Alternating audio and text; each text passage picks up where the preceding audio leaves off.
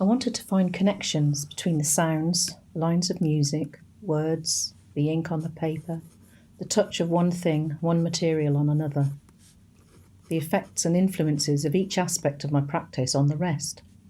I knew that there was a connection between the flat drawings and the thing I was doing on the paper and the sounds. What you do physically is affected by what you're hearing. So I knew that there was a connection, but I hadn't really explored how that worked. I like a metaphor, and my writing often includes, huge sweeps of metaphor. But I liken my process more to a compost heap where I chuck stuff in and watch how one thing has an effect on another. Yeah, it's the lines of communication, and by throwing it all in together and doing it all at once, you get a better idea of how those things are relating to each other. While I was doing the drawings, I was playing the music in whatever form it was in at the time. So sometimes I would be drawing to the sounds of drawing, and recording the sounds of drawing to the sounds of drawing, and it was sort of forming this sort of unintelligible loop. But then those sounds would become something else. They'd become a loop of rhythm, or would sort of prompt some sort of melody, and sometimes they would prompt lyrics, which sometimes were written in a notebook, sometimes were written on the drawings, and some of the drawings have sort of stolen text from other places. It's really been interesting to, instead of it being by accident, I've done it on purpose. It's been purposeful mixing of those two things, or three things, or five things. So it's that metaphorical link between how people affect each other and how the materials and the media affect each other. Michael Clark and I started collaborating on songs quite a while back. Several years ago we started. So I will quite often question why something has got to be that way. He gives me structure and that sort of technical support, and that sort of structure to work within and the rules to break, if you like, and I make him break them, which he's not used to doing. So it's good for both of us. It's like tone and shade and texture and all of those things that I instinctively know about and have been taught about doing visually. He knows how to do it with the sound and with the song.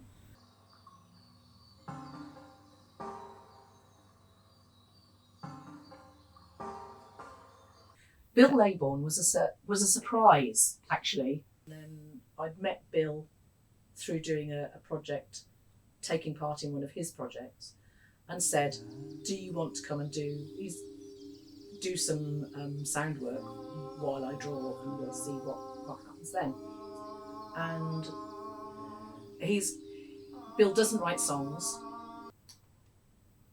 He uses sound to create an atmosphere or an environment where things happen.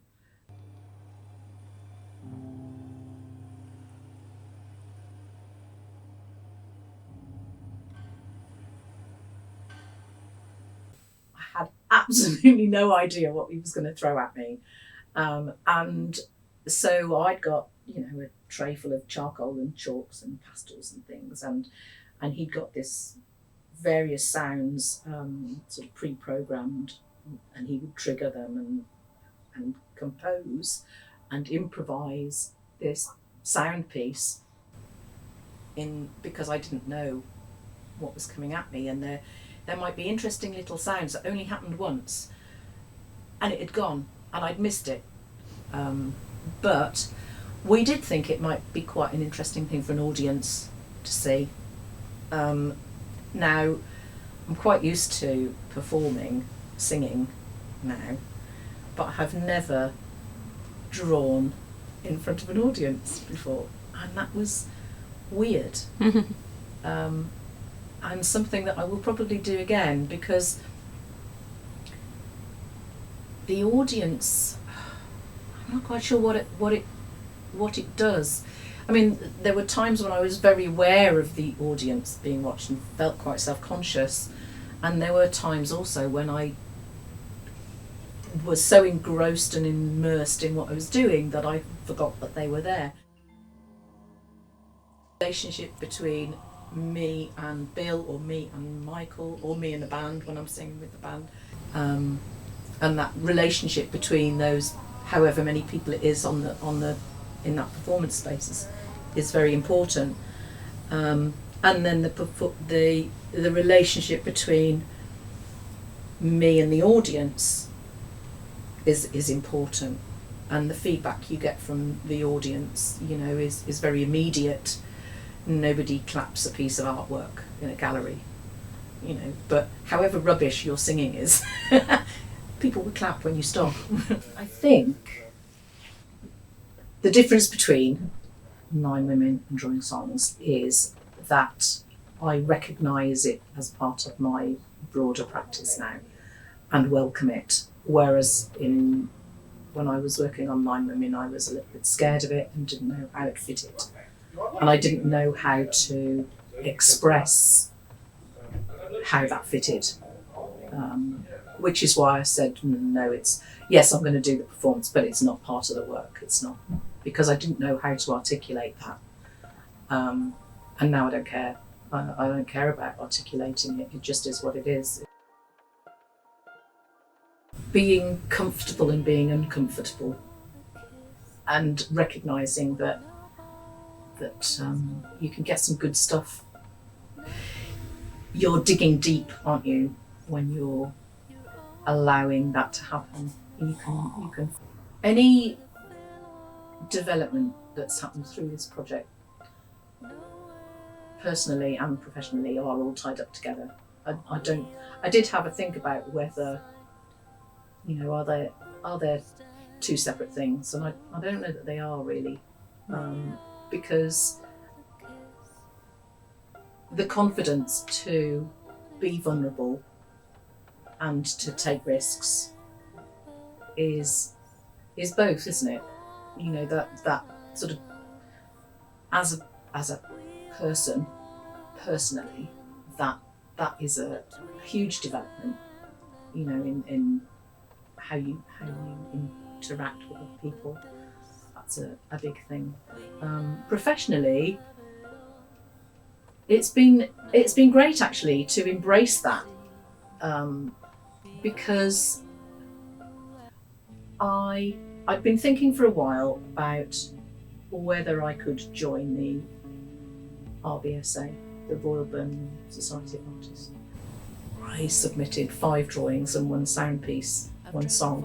To do that, I felt was quite important, and it was important that my work was representative of me as an artist, and that had to include sound, it had to include song. So that's what I did, and I got elected as an associate. So it worked. So, you know, this society that has this 200-year history now has me as the first artist to ever include a sound piece in their application. So that has been a huge professional, step, really. What next? What next? What next? Oh God, what next? I'm going to carry on writing with Michael. You know, in the spring, I think. I'm not going to venture out while I'm cold. In the spring, I'm going to pick up the days with Mike in his studio, doing some more writing together. Bill and I have already started planning what we might do. We might do some more work together. So we're just at the drinking tea stage project. For so many years, they weren't going to let me go now.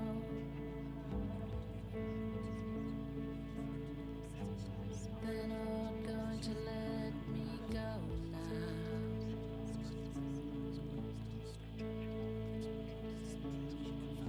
I'm not gonna listen to a word they say.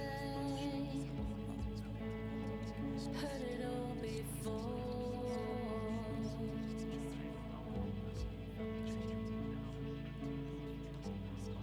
And I'll hear it again. Shut up, shut up.